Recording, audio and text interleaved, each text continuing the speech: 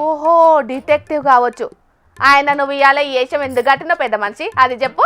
చెప్పుతా, నువ్వు అడిగింది చెప్పుతా, ఇగో వీడు అడిగింది కూడా చెప్పుతా. కానీ ఏ నుంచి మొదలు పెట్టాలనేది అర్థమవుతలేదు సురేందర్. నువ్వు ఎక్కడి నుంచి మొదలు పెట్టాలి అనేది నేను చెప్తా కానీ ఇంతకు అన్న నిన్ను ఏమని అడిగిండు అనేది అది చెప్పు.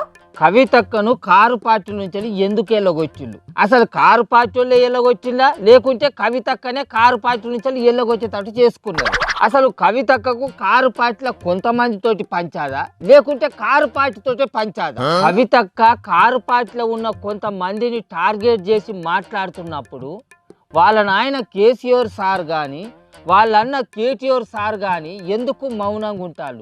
అసలు ఆ మౌనం వెనకాల ఉన్న మర్మం ఏంటిది? అవ గవ్వి వీళ్ళిద్దరు అడిగిన ముచ్చట. అది ఇన్వెస్ట్మెంట్ కాదు ముసలోడా, ఇన్వెస్టిగేషన్. ఆయన నీకు ఊళ్ళ పంచాయతీలోనే సగా తెంపరాదు, ఇక వాళ్ళ పార్టీ పంచాయతీలో నువ్వేం తెంపుతావు చెప్పు. అందుకే జరంతా పలకపోను తక్కువ చూసి తలకాయలు ఉన్న గుజ్జును వాడమని చెప్పేది. ఆయన నీకు ఇవన్నీ ముచ్చట్లు అర్థం కావని. అరే చిన్న, ఇప్పుడు ముందుగా మనం ఏం చేద్దామంటే కవితక్క మాట్లాడిన ఒక్కొక్క ముచ్చట్ను ఇనుకుంటా ఇన్వెస్ట్మెంట్ చేద్దాం, సరేనా? నెంబర్ 1 ముచ్చట. నేను గతంలో ఉన్న పార్టీలో ఒక గుంటనక్క గారు ఉంటారు, వారిని మీరు అందరూ హరీష్ రావు గారిని పిలుచుకుంటారు. ఆ గుంటనక్క గారి వ్యవహారం చూస్తే నాకు ఏమనిపించింది అంటే ఈ తోక కుక్క నొప్పే పరిస్థితి వచ్చింది అనిపించింది నాకు. ఇక అది ఎవరేమనుకున్నా ప్రజలు ఎట్లా అర్థం చేసుకుంటారో నాకు తెలియదు కానీ కవితక్క హరీష్ రావును గుంటనక్క అన్నది. మరి ఆ గుంటనక్కలు ఉన్న పార్టీలో ఇన్నొద్దులు కవితక్క ఎందుకున్నది, ఎట్లున్నది? సరే, కారు పార్టీ వాళ్ళ నాయన కేసీఆర్ సార్ పెట్టింది కాబట్టి ఆమె ఇన్నొద్దులు ఆ కారు పార్టీలో ఉన్నది అనుకుందాం. మరి ఆమె కారు పార్టీలో ఉన్న కొంతమంది నాయకులను గుంటనక్కలు అని విమర్శిస్తున్నప్పుడు వాళ్ళ నాయన కేసీఆర్ సారు వాళ్ళ అన్న కేటీఆర్ సారు ఎందుకు మౌనంగా ఉంటారు? అంటే కవితక్క కారు పార్టీలో ఏదో పెంట పెట్టింది, అందుకే దాన్ని కప్పిపుచ్చుకునేందుకు అందులో ఉన్న కొంతమంది లీడర్లను గుంటనక్కలు అట్లా ఇట్లా అని విమర్శిస్తుంది కాబట్టి వీళ్ళు మౌనంగా ఉంటారు కాబట్టి. ఆమె చేసిన పెంటే ఉన్నా తాత, లిక్కర్ కేసు మీద 6 నెలలు జైలు పోలేదా? దాంట్లో ఏం లేదని బయటికి రాలేదారా? 6 నెలలు జైలలేదా? జైలు ఉన్నప్పుడు పార్టీ పరువు పోలేదా?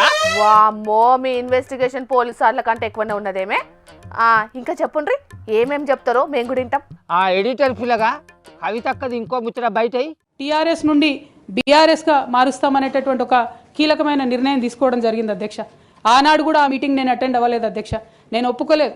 ఈ పేరు మార్పుకు ఒప్పుకోలేదు, నేషనల్ పాలిటిక్స్లోకి వెళ్ళడం కూడా నేను ఒప్పుకోలేదు అధ్యక్ష. అంటే ఒక మాట అధ్యక్ష, ఇట్లాంటి హౌస్లో చెప్పొచ్చో లేదో కానీ తెలంగాణలో ఏం పీక్ కట్టలు కట్టినామని నేషనల్కి పోయి చేస్తాం అధ్యక్ష. మనం ఎన్ని పనులు మిగిలినాయి అధ్యక్ష తెలంగాణలో చేయాల్సినవి? Note this point. ఆనాడు టిఆర్ఎస్ పార్టీని బీఆర్ఎస్ పార్టీగా మార్చేటప్పుడు వాళ్ళ నాయన కేసీఆర్ సారుకు నుదుటన తిలకం దిద్ది మెడల కండు వేసింది ఈ కవితక్క. మరి ఆనాడు అట్లా చేసి ఇప్పుడు ఇట్లెందుకు మాట్లాడుతుంది?